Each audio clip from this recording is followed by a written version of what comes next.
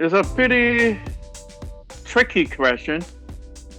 Not many people ask me that. Principle, if you start off in any new profession, I guess you have to get rid of your principle if you have any. Okay,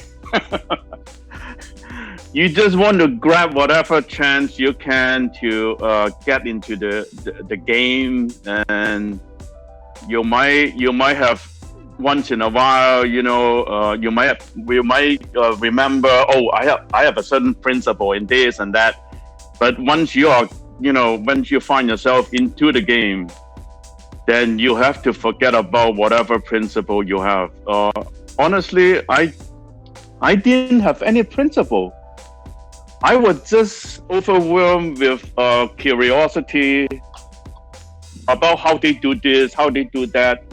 Mostly, what really captured my attention, apart from getting food to eat, getting my attention is how all these colleagues or the people in the same class at the college, how they do this, how they are so good.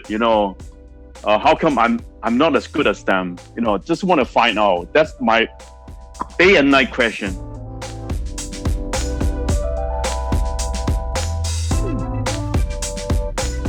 Exactly. That was my first stepping stone, or my first opportunity to get in touch with the word creativity.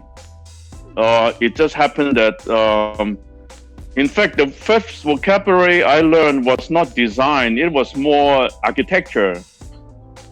Because the furniture I got to touch or in touch with mostly were from Italy. And back in the late 60s or back in the early 70s, in Italy they don't have the vocabulary design. Design is I think it's a very new term. So in fact, my first idea was, to learn more about it is to obviously, start with Italy and start with architecture. And that was my drive to save money and got myself a one-way ticket to, just head to Italy without knowing that, hey, you don't survive speaking English in Italy. I had no idea, just ignorance and naive, and that's how it is. When we were young and dumb, and so.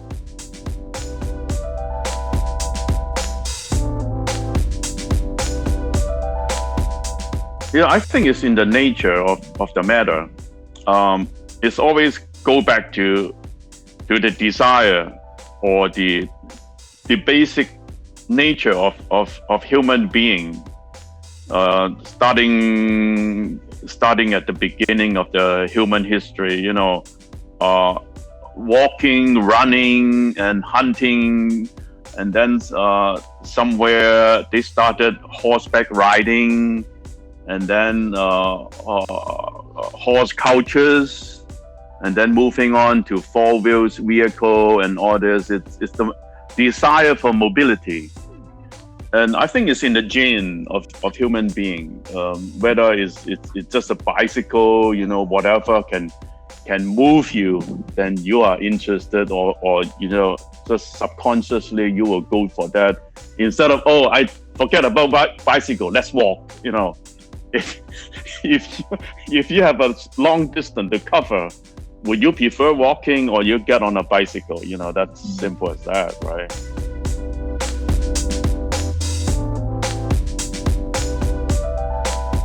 If you don't offer leather in luxury, you cannot be called luxury. That is standard. That is like a piece of paper. You have to get into an luxury interior with your eyes closed, and you can identify this is luxury. It's just because of the smell, okay?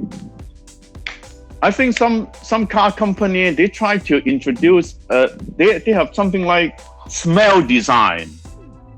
They don't offer leather at all in the interior, but they offer the smell. They generate a certain smell. Oh, wow, it's like, where's the leather? You smell leather everywhere, but you don't see leather. I think that some company, they are working on that. And, you know, that's reality. You know, it's a lot of dishonesty and try to trick people into just trying to sell illusions, which is wrong, I think.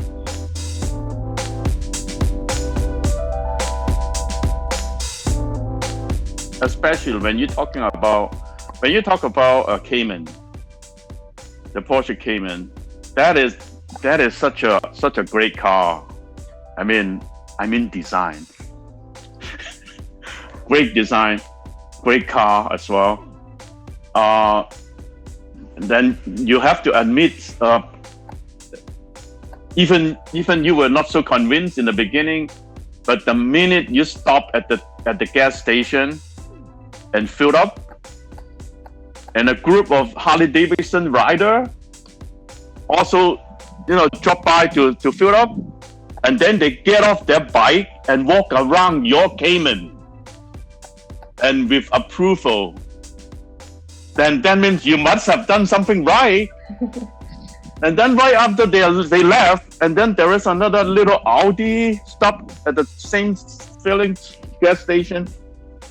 No, it's the same time, but it's just stopping at a different, you know, gas filling. And very old conservative gentleman walked out, and a senior gentleman with a golden glasses and so on. And then they start turning his head and look at your car and do something like that. Hey, I mean, you can't really get any more better compliment than that, you know, from different focus group.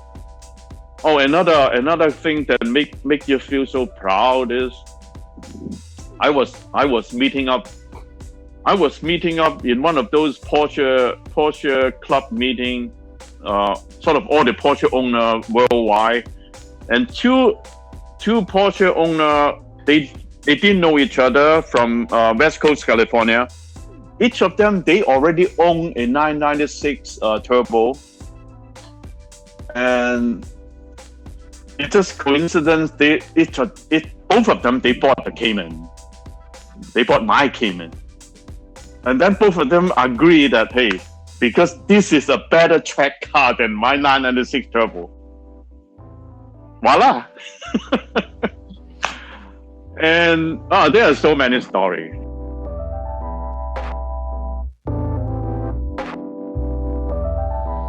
It's always the same message as 10 years ago.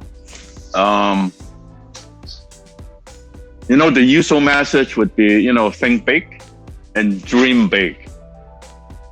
But precisely is, don't just think one step ahead, because that is all the competitors doing. You have to think 2 steps ahead. Okay? That's I've been saying to all the interviewer and questioner. It's always true and it always works. But that's the challenge.